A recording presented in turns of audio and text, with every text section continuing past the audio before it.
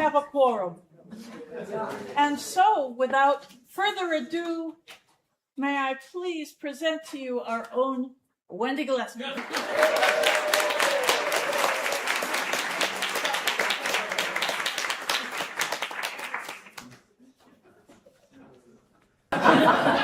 Good evening. Good evening to everyone out here and out there. Musicians often colloquially refer to music on a page as the dots. Tonight we're going to consider not only where we look to find the dots to play, but also what those dots, once we find them, tell us about the music that lurks within them. Back in the Renaissance and even long before, I'm going to apologize because I am so badly going to screw this up, so just bear with me.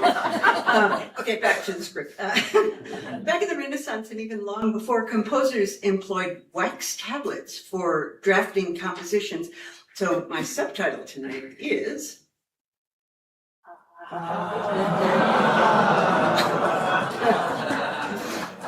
Good, that's what we like. Many of us find or indeed put ourselves in the position of having to get music together for a playing session, whether it's sort of an hour or two of trios or an evening of 6-part consort music, whatever it is, no matter how many people or for how long, unless we're getting together for pure improvisation or we're all playing from memory, we need some dots. Our search for the dots tonight will comprise live and recorded music, reminiscence, speculation, and tributes to some of the giants upon whose shoulders we stand. For whether we are time travelers from the analog age or people making music for video games, we are all part of a wonderful continuum. Permit me to introduce the first of tonight's giants. Thomas Binkley was the founder of the Early Music Institute in Bloomington, Indiana, having previously directed a medieval music ensemble that at its height performed 80 to 100 concerts a year. And they also released some 50 LPs. Oh, those are discs of vinyl. And they have these grooves in them. And the most amazing thing, you play the thing, you turn it over and get completely different music. You can play it again. Fascinating stuff. Anyway, Tom taught at the Schola Cantorum in Basel and Stanford University before joining IU in 1980. Undeniably charismatic, he was my boss for my first 10 years at what is now the Jacobs School of Music. Tom suggested that the first question to ask when confronted with a new piece of music is, what do I need to know in order to play this piece? Sure, we need to know obvious things like what the notation is trying to tell us about pitch and time, but also less obvious things, including what the page does not tell us. For example, if there's no indication of tempo, how fast does it go? And if there is, who decided it and on what basis? And then Tom would say mischievously, are they right? And so the questions multiply. Let's dive straight in, grab your handout, and look at the first piece. Out of curiosity, how many people know this piece? Hands up. A number. Great, great. How many of you, whether you know it or not, by looking at this, can hear it in your mind's ear? Whoa, good. Okay, fantastic. I'm going to play you bits of 2 versions, and I'm going to ask you to think about how they differ. And then we'll take a vote about which one you want to hear the rest of the piece, which version. If there'll be version 1 and version 2. This is version 1, I hope.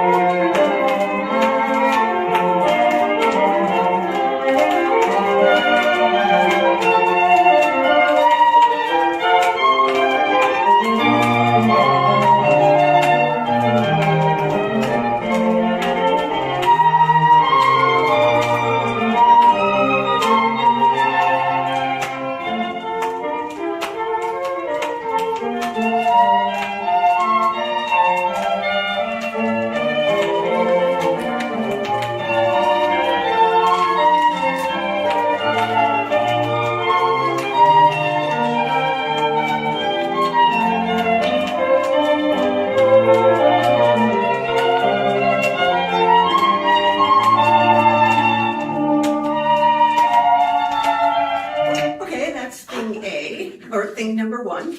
And here is thing B.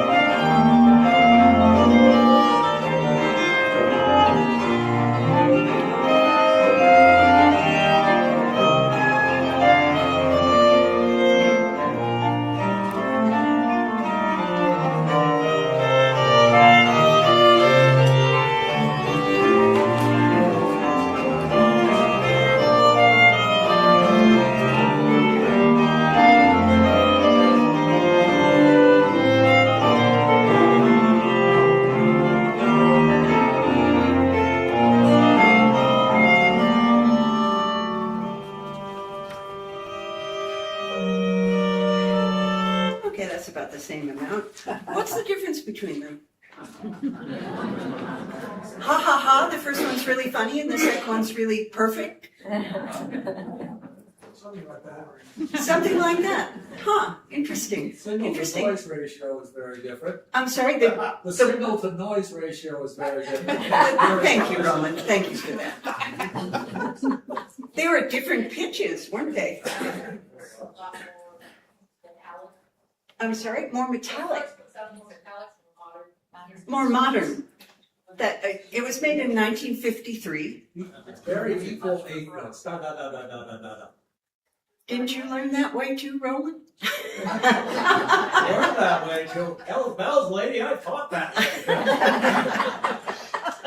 Is there anything the same about them? Are the notes the same? It's transposed. Yeah. But they're both playing from the same page. Which one do you like better? Who would like to hear number 1 again? The rest of number 1.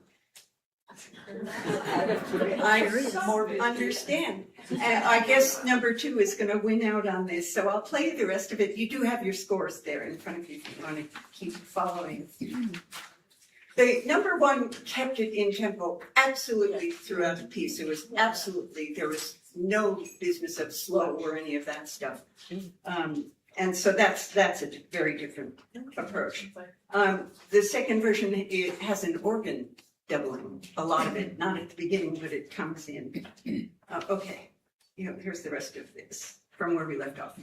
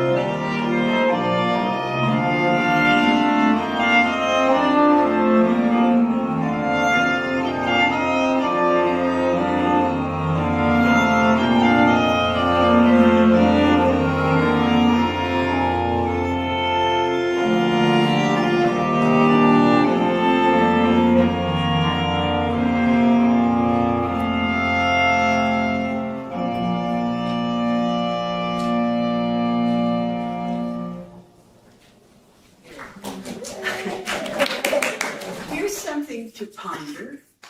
What would Orlando say about either of these performances? Just posing the question.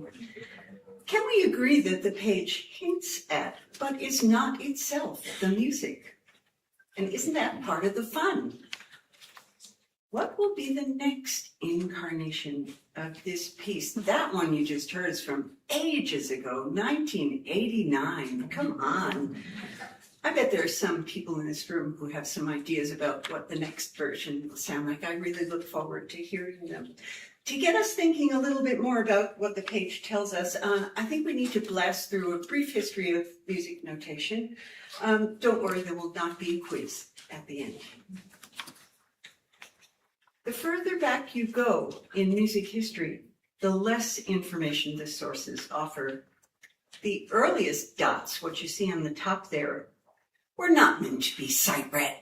Nobody was singing those for the first time and reading the music. They were mnemonic. They were supposed to remind you of a tune that you already knew. After a while, we get a little more information when the notes started getting heightened or heighted. And you can see a bit more of the up and down sort of stuff that goes on. Then a very useful addition came along. Lines, starting with the red one, just the red one at first, which designated F, and then adding a yellow one, designating C. Shh, you are witnessing the birth of clefs. Why C and F? It's where the half step is. Why is it called a clef? Because it's a key to where the half step is. Interesting, huh? By the late 15th century, chant notation was not really very different from the way it is now. Well, maybe it was prettier. But chant, of course, is monophonic. There is but a single line of music. Everyone is in unison, and you do it over and over and over again all together, and you can pretty much make do with long notes, which are called longs, cleverly, and short notes, which are interestingly called breves, for Latin, like brief, short notes. And those were the only two kinds of note values at the first. Here are two early examples of music in more than one part. On the left, you see a piece that involves three voices singing in what's called a parallel organum. Have you ever been at a birthday party and heard happy birthday? That's parallel organum. Yeah.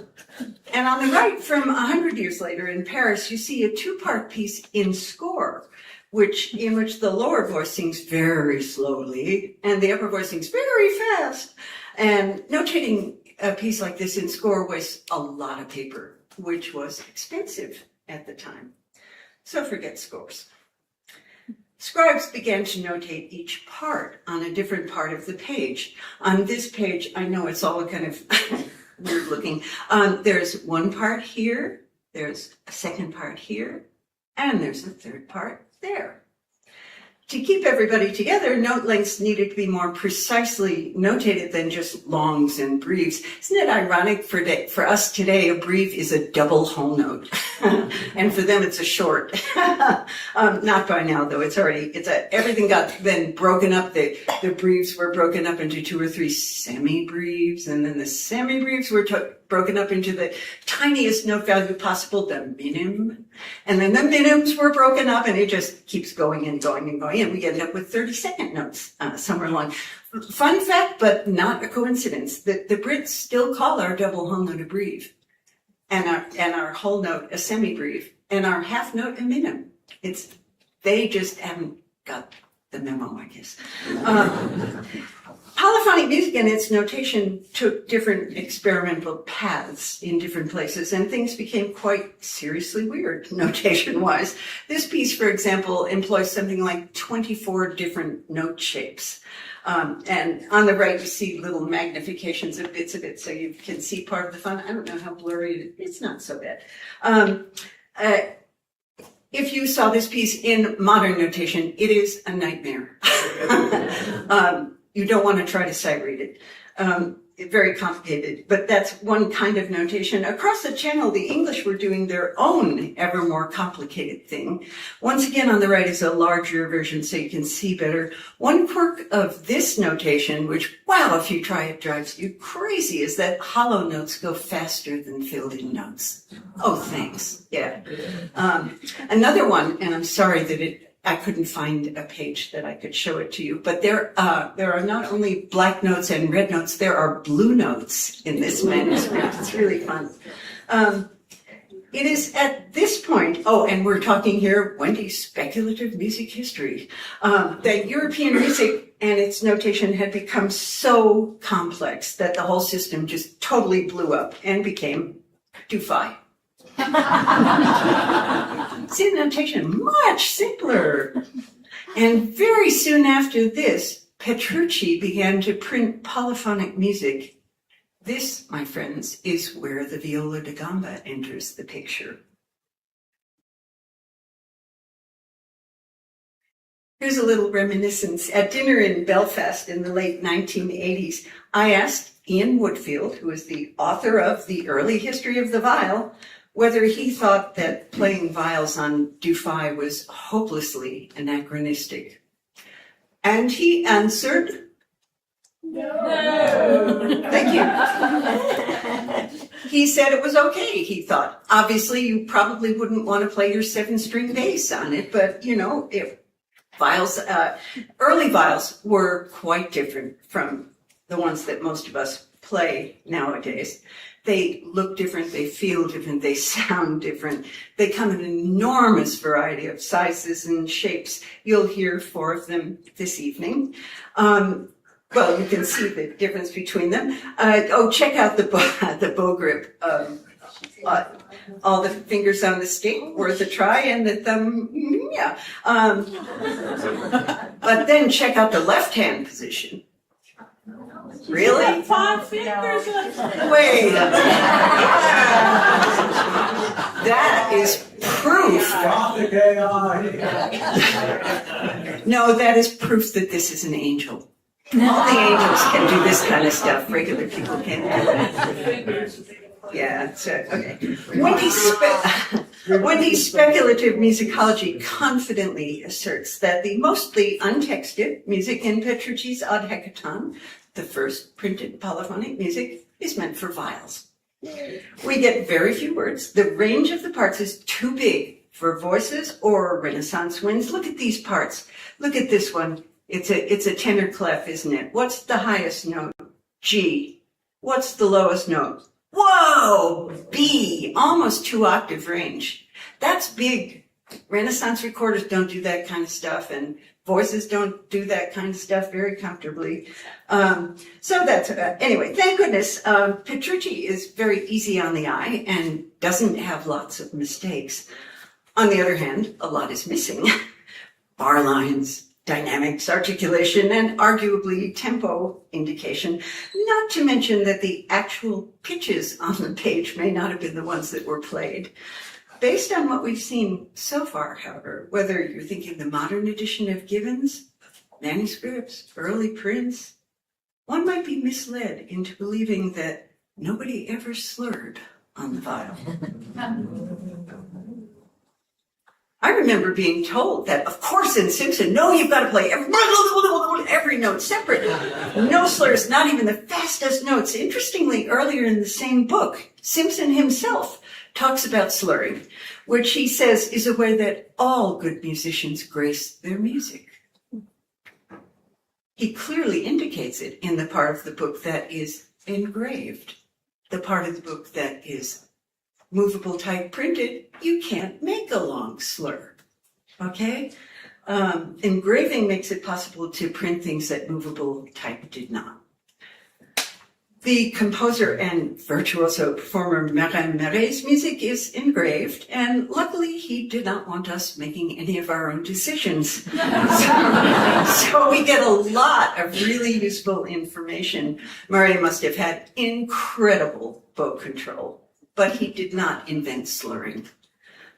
In fact, I would humbly submit that as long as there have been bows, there have been slurs. They're just not marked. something to think about. Playing concert music. Did I say that? Another fun thing we learned from Murray, the control freak, is that the petite reprise of your typical Baroque dance movement is not necessarily a one-time thing. Here we have the petite reprise, and we have for the second time you play it, for the third time, for the fourth time, for the fifth time. That came as a surprise to me that, yeah, that's something a little bit different. While I'm here, Murray's music also has one really interesting unwritten aspect, which, being Murray, he explains to us in the prelude to Book 2. He tells us that unless marked with dots, eighth notes are usually pointed from the first to the second, not played equally. And Murray was not the only French person who played these notes inégales. Wendy's speculative musicology cannot help but notice the similarity of note inégale to jazz eighth notes marked swing. Is it a coincidence that the roots of jazz are in New Orleans and that 17th and 18th century French people were in New Orleans? Just saying. Sorry, I digress.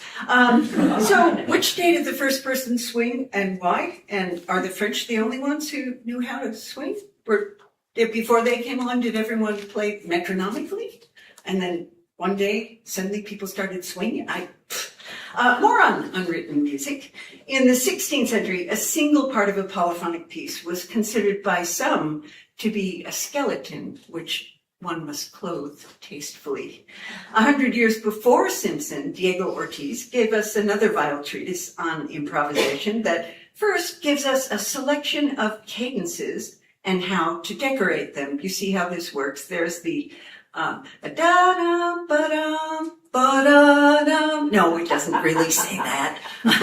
They sharp applies to both notes. And then ba-da-da-da-da-da-da-da-da-da, and lots and lots of those, pages and pages of that sort of thing. Then he gives us ways to decorate ascending and descending intervals, up to how to go up a second and down a second and blah, blah, blah. Then he demonstrates how to improvise on a tenor line. So you see, we can thank Ortiz. This is the tenor line. One person plays that, and the other person plays this. It's not the whole piece up there. So we have Ortiz to thank when we encounter something like this. Okay, I put this up because it's cool looking. One person plays the tenor line in equal notes, and the band, which can have 1, 2, or 3 other members, improvises polyphony around it. For your FYI, bus dance. These are bus dances, and these are the names of the tunes that they go with, and these are the steps of the bus dance underneath. So this is one whole dance, and this is another whole dance. Apparently, singers in the Sistine Chapel Choir were able to improvise polyphony on a tenor line, too. This sort of blows the mind. Of course, those singers were people like Dufay, Josquin, and Palestrina, which invites us to ponder the boundary between improvisation and composition, doesn't it? Ortiz also demonstrates how we can decorate a polyphonic piece by either ornamenting a single line or decorating bits of all the parts. And he also finally makes suggestions for improvising on famous 8-bar rhythmic patterns. Think Greensleeves, that sort of thing. Think 12-bar blues, only 8. Ortiz's suggestions are irresistible, and people perform them all the time, even though that's not why he did them at all. He did them in order so that we would start doing our own. And that's where the fun begins in a whole nother way. Now that we understand that there may be much more to a polyphonic piece than meets the eye, let's go back to what is on the page. As an example of early viol repertory, thank you, Ian Woodfield, we're going to look at a 3-part Dufay chanson called C'est la face pâle. Google tells us that the best source for the song is the collected works of Dufay, which was edited over the course of 15 years by the musicologist Heinrich Bessler. In order to make his edition, Bessler had to first locate sources of each piece. each piece he was doing, visiting libraries across Europe, examining manuscripts page by page. He also relied on international scholarly collaboration through letters, conferences, and publications. Bestseller found 10 sources for C'est la face et pas. He then assessed the sources, which are almost never in the composer's hand and frequently contain errors and inconsistencies. He tried to relate them to each other to get as close as possible to Dufay's own version. Some of the sources are very beautiful books like this one. Some are not quite so beautiful, but looks aren't everything. If manuscripts could not be seen in person, microfilm was the technology available. And sometimes the results made things just that little bit much more difficult. That was what they had. Isn't it amazing what they accomplished? Finally, Bestseller made his own best shot at a modern edition of the piece, making decisions about pitches and accidentals, rhythm and note values, barring, text and its underlay, which is often absent or ambiguous. He carefully documented all his editorial decisions and produced what's called a critical apparatus, a list of sources, editorial choices, translations, performance notes, etc. And of course, he also had to meet the series requirements of his publisher, Corpus Mensurabilis Musicae. The finished volume represents an enormous investment of scholarly labor, time, and money. You cannot download it free from IMSLP. You have to go to a library and get it. This is the edition, the volume replacement, kids. The volume completed by David Fellows after Bestseller's death. And you will not find this on the internet. You will, however, find free versions of the songs. Many, dare one suggest most, will look very similar to this. Maybe with just one note different, or maybe they doubled the note values. You may note that these versions tend not to name their source, which is very likely to be this. Ironically, there is no reason to think that Bestseller's version of C'est la face was ever heard in its own time. Gives one pause. Mind you, neither is there any reason to think that a CD ever happened in real life editing kits. So you end up hearing something over and over again, exactly the same each time that never happened. Cool, huh? Okay, now we need live music. We need live music. Emily, Julie, and Joanna from Nota Bene are going to play C'est la face on some of Kenneth Bay's Renaissance viols. I'll give you a version on page 6 of your handout in old notation. Don't be scared, just for fun. And the modern version is up here. I just gave you the old so you can see both.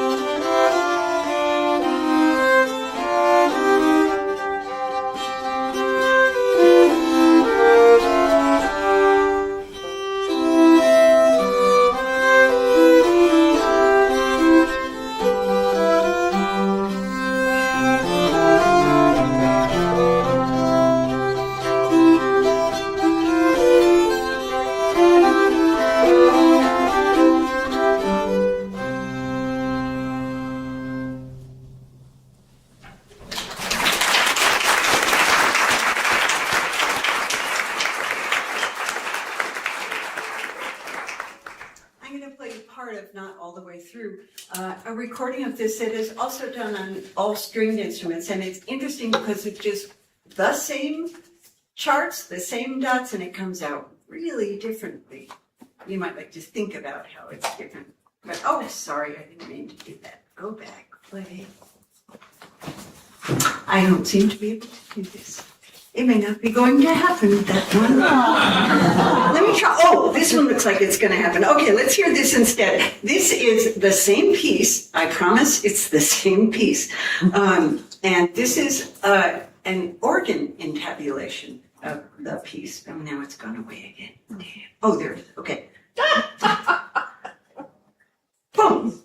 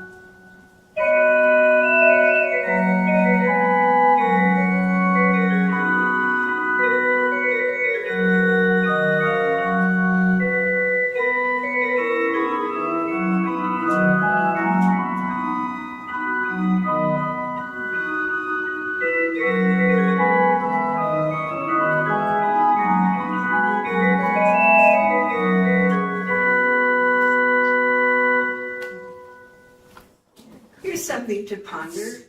Does it matter whether this performer is improvising or not?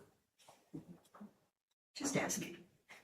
As I said, you cannot download Bestseller's edition, but I think all of his sources are now available online. One of our fellow players in Germany even offers us a path into original notation on IMSLP with his transcriptions of some of the sources, which he offers in both original clefs and what he calls modern ones. Okay. And while we're on the subject of IMSLP and treasured colleagues, Al Follop and Alan Garvin are two of our VDGSA treasures.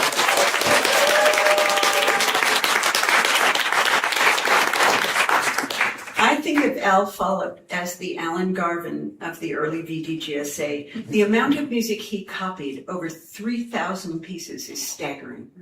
At first, he was copying the parts by hand, and then he was one of the early pioneers of computer music entry. And he even produced Music -1 tapes for practice in the 1980s. In real life, he was Commander Albert Follop, the executive officer of the mathematics department at the U.S. Naval Academy in Annapolis, who in his retirement started providing music for the players on Fiddler's Hill, even going back to study music to get better at it. Sure, there are issues. Al doesn't usually supply words, for instance, but any parts were better than no parts at all. And I bet you anything that Al would have chosen to buy good editions on nice paper of the music that he was transcribing. They simply were not available at the time. Alan Garvin's careful, accurate, beautifully laid out transcriptions in score with parts in the clefs we like, text carefully underlaid, lightly edited to suggest inflection, are a fabulous resource. Please note that Alan has parted company with IMSLP. His most recent editions are found at dfwvials.com, searchable by number of parts, language, theme, an incredible resource and at no charge. Take a bow. Alan, is he here?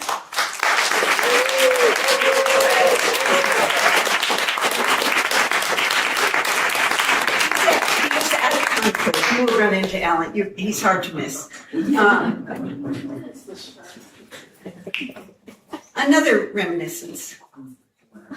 When my teacher, Miss Feldman, another of our giants, assigned a piece like C'est la fa c'est pas to her beginning viol consort in 1971, we each had to go to the music library to find the music so we could copy our part out in pencils, which we would then ink in after we played it together to check our accuracy. It's a great way to learn about copying mistakes, I tell you. First, we went to the Grove Dictionary, which is now Oxford Music Online, and the article on Dufay to find out whether the piece was published, and if so, where. And then it was off to the card catalog. These look familiar to some people, I'm sure. To go through all the Dufay cards and find Bessler's edition. As Xeroxing became more ubiquitous, that is, it did if you had enough nickels, the production of parts evolved apace. For example, there is your classic cut and paste. Photocopy a score, cut it into strips for each part, tape or rubber cement them onto another page. This, for example, is a handy score of the 2 treble parts of Jenkins' Newark Siege, courtesy of Josh Keller. I'm sure you can imagine the potential for amusement with a 6-part piece. Strips in the wrong order, one suddenly in a different clef, something's upside down, endless fun, endless fun. From classic cut and paste, we also learn about the aging process of paper. And hey, playing with rubber cement is one of the most satisfying tactile experiences you're ever going to have. Interestingly, this exact process was recommended by Google for making parts in May 2026. Just saying. Hand copying can be beautiful in the right hand, as it were, and unique when combined with tasteful cut and paste, as in this carefully made score of a Zenful piece by one Mac Ramsey. And of course there was mimeograph. If you were there, you can smell it, can't you? You can smell it right now, yeah. With computers and the interwebs came Partify. In my humble opinion, a helpful reminder that things are always changing, but not necessarily improving. To be fair, I know people who love Partify. But back to where we get our music and what it tells us. Let's move forward from Dufay well into the 16th century.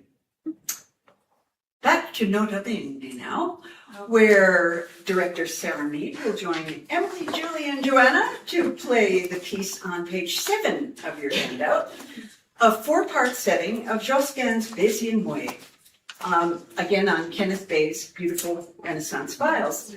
Notice in this piece that we have 2 canons going on simultaneously. And you see that the first and third and the second and fourth parts are the same. If it amuses you, you see whether you can tell which notes Nota Bene are altering. You can just follow one line and see if there's anything. We'll let them do it.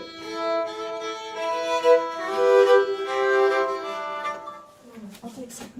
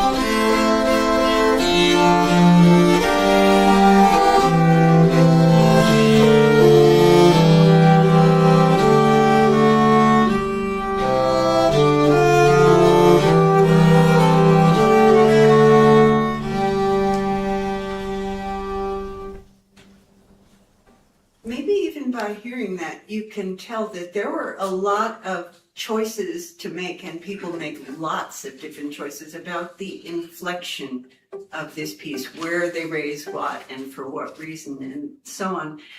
There is another version of this piece that adds a third canon at the fifth, resulting in a 6-part piece, and you thought you had problems here. Oh my God, watch out. Join me now in a trip down memory lane. The year is 1977. The place is the 92nd Street Y in New York City. The King Singers, attired in what I clearly, perhaps mistakenly, recall as velvet smoking jackets and patent leather shoes, sang an entire concert from memory. Very, very impressive, of all music of all different periods.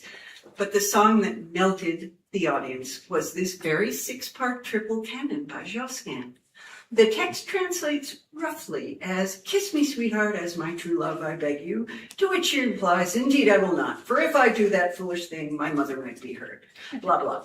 On page 8 of your handout, there's a score of the 6-part version in modern notation from the King Singers' own performing edition of their music, where it is described thus. "Another cheeky Renaissance song. This tells of a forbidden kiss and the fear of a mother's wrath. Although the music appears serious, there are telltale signs of humor and lovesickness." Okay, let's play that version. This is, I swear, this is what it sounded like in 1977. Now I've got to find this. I'm going to make this, there we go.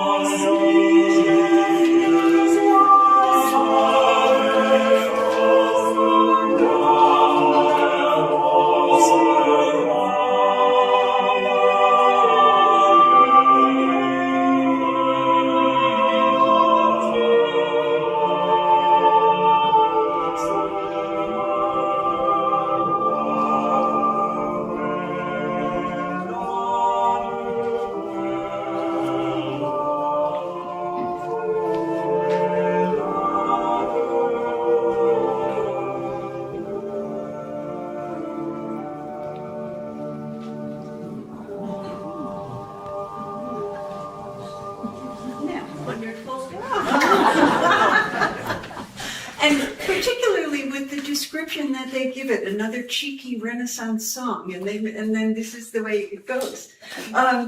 Does one's idea of how the piece goes depend at all on one's understanding of the word baiser? Possibly. In modern French, baiser is undeniably vulgar. But in the 16th century, it was more of a nudge, nudge, wink, wink kind of a thing, understood simultaneously to be sort of charmingly literal and suggestively knowing. Does that understanding affect the inflection of the piece? Do the performers get to decide whatever they want to do? It's always interesting questions. Does any of that matter as long as it's a persuasive performance? That melted, that brought the house down, I can't tell you. What do the dots, whether they're modern or not, tell us? I'm thinking we get to decide. How cool is that? Oh yes, this is one other version, and I'm just going to stop it if I can, and I'll move forward to, because it's like nothing you've ever heard. See if I can. I'm just going to put it toward the end here.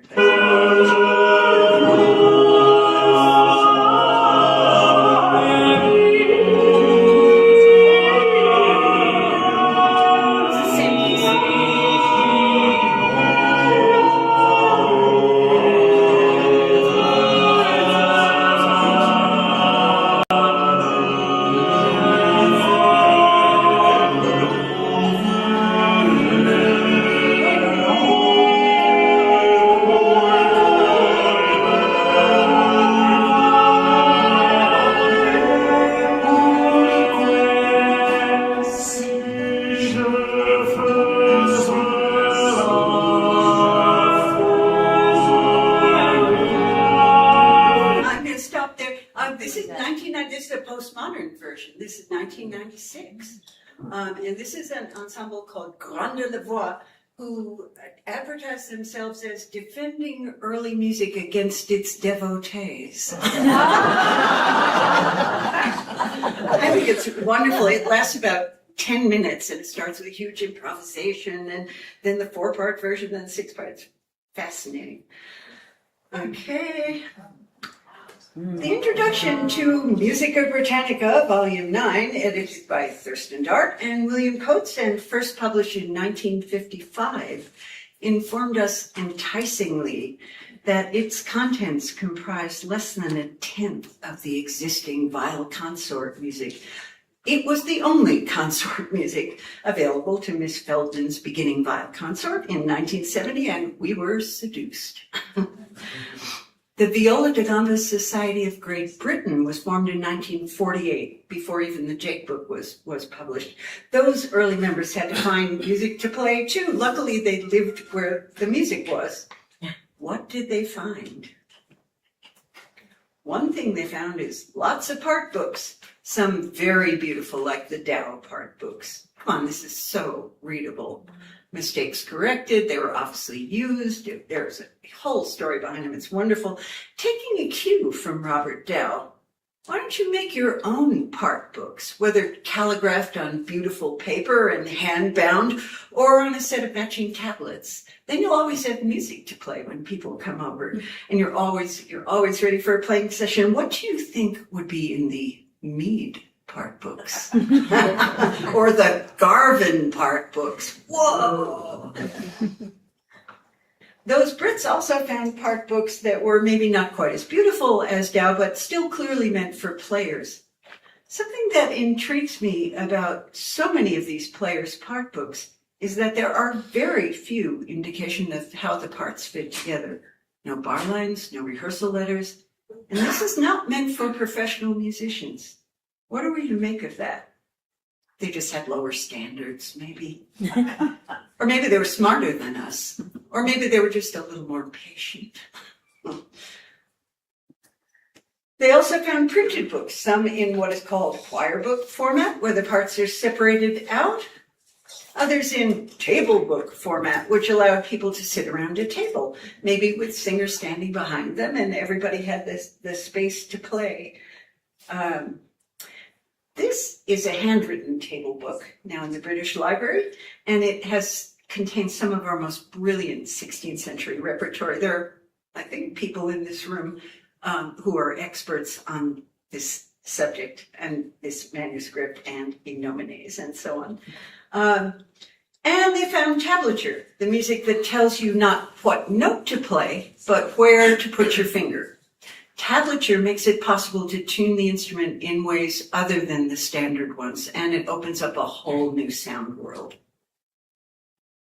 Beginning in 1962, the BBGS of Great Britain began to publish carefully hand-copied, player-friendly parts without scores to save money. They went to the trouble of duplicating them on nice but still affordable paper with a sleeve to keep the parts together. Those parts are available to us now as PDFs from the British Society. We can even print them on decent paper, make a lovely sleeve for them, and play from them. A vivid reminder of our place in this wonderful continuum. The VDGSA continues the tradition of making reasonably priced publications available to players. A lot of it is old music, but I want to make special note of the series called Contemporary Consorts, the trainer competition winners, because these are pieces specifically composed to be playable by a reasonably good amateur consort. Leo Trainer is another of our heroes, and he was an employee at the Army Documents Center in Japan. He was an amateur recorder, harpsichord, and viol player, and he was credited with virtually single-handedly initiating interest in early music in Japan. He died in 1986, leaving his large collection of music and 7 viols to the VDGSA. The music and the books alone, sold at silent auction, raised the money to start this international competition for new music for viols that continues to be held every 4 or 5 years. I just thought you might like to see a couple of people we know, and there's Leo.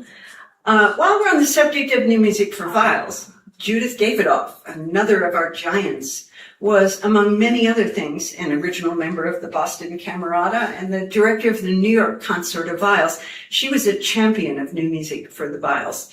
Her PhD dissertation, The Waning and Waxing of the Viol, a historical survey and 20th century catalog, is available online at our website. And it also hosts her now searchable catalog of new music, which welcomes new entries anytime. Music by living composers commissioned by viol consorts like the New York Consort of Viols, Yukimi Kambe, Parthenia, and fretwork by composers like Will Ayton, Michael Nyman, and Martha Bishop can be found on their own websites for sale. It's not necessarily expensive, but it's not free. Judith's catalog will also help you find stuff. But back to the core English repertory. As of May 17th this year, Musica Britannica Volume 9 was considered by Claude to be the benchmark for Gibbon scholarship. I'm happy to tell you Claude now knows about George Hunter. It's an expensive publication, Musica Britannica. It's on paper meant to last. It's bound to sit flat on a sturdy music stand. It is in score with no parts, no alto clefs, and all the note values are halved, so there are lots of 16th notes, pluses and minuses. Beginning in the late 1960s, scholar editor players like George Hunter, David Pinto, and Richard Charteris appeared, who followed the same editing procedures that Besseler did for Dufay. They compared all the sources, and there were often many, as you can see in Gordon Dodd's thematic index of music for viols. I think this is sort of self-explanatory and still being worked on. So they compared the sources and tried to identify what was closest to the composer in the same way that Besseler did. Sometimes they too had to cope with these annoying negative microfilms. I'm sure the advent of computer music notation contributed mightily to the scores and parts that then became available for our consort repertory. But our fellow players put in the time and the effort to set a very high standard for their publications. What follows is an incomplete sampling of the core repertory that our player, scholar, publisher friends made available. Though they're meant for players, they've been peer-reviewed and great effort has been put into their appearance and utility. They too are not free. We have the aforementioned George Hunters to thank for important performer-friendly scholarly editions of the wonderful consort music he undertook, especially after his retirement from the University of Champaign-Urbana. Fun fact, George Hunter was Tom Bingley's collegium director. Oh, I like that, in the 50s. There are introductions to all of George's volumes and critical notes about sources and editorial choices. His parts, made for players, are clean and clear. People ask, why the 6 2 bars? The answer, as with so many notation questions, is that he's trying to help. The original had no bars. A modern edition could be barred in 4/2 or 2/2, or you could have the time values in 4/4. There are any number of ways that it could be done. While I believe it's possible to make a persuasive performance out of anything, George's introductions, and particularly his barring, I find helpful to get closer to the music quickly. It's your choice. Peter Ballinger and Leslie Gold are two of our living treasures who churned out tons of repertory, more than 200 PRV productions, including both old and new music and arrangements for viols. You'll likely start recognizing these colored covers in the course of the week. They'll be around a lot. William Hunt publishes Fretwork Editions, a series of music edited by Bill himself, David Pinto, Richard Charteris, and others. Faber Music gives us boxed sets of score and parts of two of our all-time favorite composers of consort music. And there are many other publishers, such as London Pro Musica and Golden Phoenix Editions, seen here, that give us both music specifically designated for viols and music that's happy to be played by any instrument or whoever's willing to buy the music in any clefs that we like to read. On the tablature front, our beloved Martha Bishop has made solo and ensemble tablature music available, and you have not lived until you've played lyrophile trios. I'm just saying. Alas, none of this is available online. Nothing from the past 10 slides. Much of it is out of print, but don't worry, especially while you're here. We've got chapter libraries and individual libraries from all over the country right here with us, and I'm guessing you can find virtually everything you've seen up there in those colored cover books. Make sure to visit our vendors and the store and the silent auction too. You never know what treasures you'll find. My best advice, if you need help finding consort music this week, is walk up to a complete stranger who looks something like this and ask. That's AI. That's fantastic. Thank you. Here's what I hope. I hope you leave tonight understanding why not all music is available free online. And also that just because something is not available free online does not mean it's not available. I hope that at least once in a while you get to play from music that is visually beautiful and a pleasure to touch. I hope you're inspired to start your very own set of part books. I hope that seeing the names on the music and knowing that they played from the exact same pages connects you with your contemporaries and predecessors. And I wish you endless satisfaction for making music together. One day the dots will all be holograms and we won't need music stands anymore at all. But no matter how the technology evolves, there will be silence until we put our bow on the string and bring the dots to life.